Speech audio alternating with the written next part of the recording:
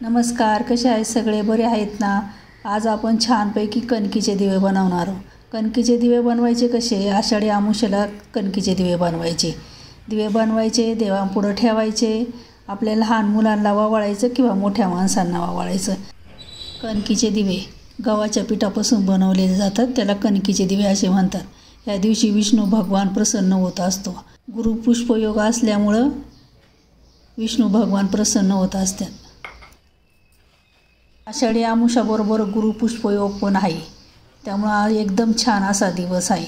पीठ मळताना त्याच्यामध्ये मीठ नाही टाकायचं, तसंच पीठ मळायचं.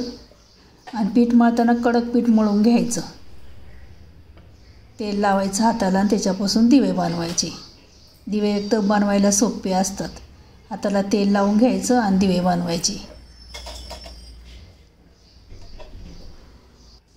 चाळणीला तेल लावायचं आणि छोटे छोटे गोळे करायचे. 7 दिवे बनवणार आहे. कोणी 9 बनवितं, कोणी 7 बनवितं, कोणी 5 बनवितं. दिवा बनवताना एक दिवा वाढवा बनवायचा. 4, 8 असे दिवे नाही बनवायचे. 7, 5, 9, 11 असे दिवे बनवायचे. तेल लावून घ्यायचं. छानपैकी दिवे बनवून घ्यायचे.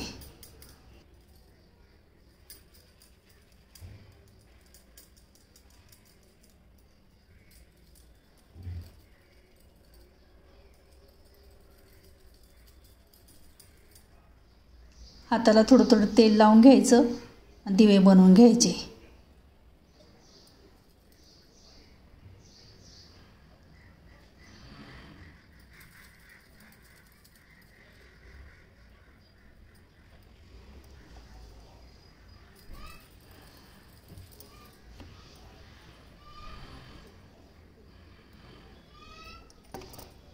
पहिले आपले आई वडील अमावास्येच्या दिवशी दिवे करायचे.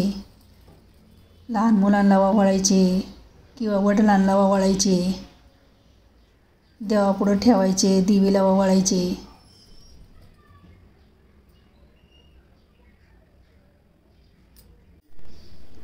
छानपैकी असे दिवे करून घ्यायचे. त्याच्यामध्ये तेल बसून असे दिवे बनवायचे. 5-10 मिनटं उकडायला ठेवायचे.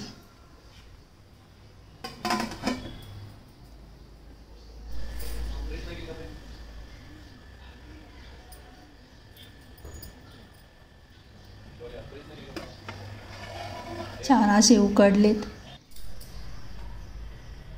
दिवे पण किती छान झालेत. एकदम सोप्या पद्धतीनं दिवे बनवलेत.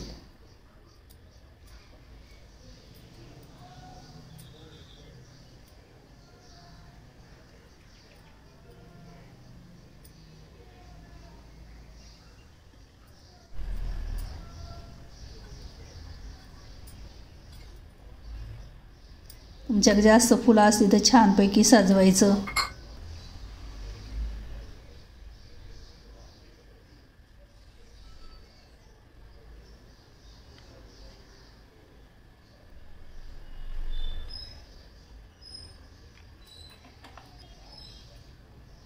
दिव्यांच्या वातीला तेल लावून घ्यायचं. तेल लावल्यामुळं पटकन वाती पेटतात, विझती नाहीत.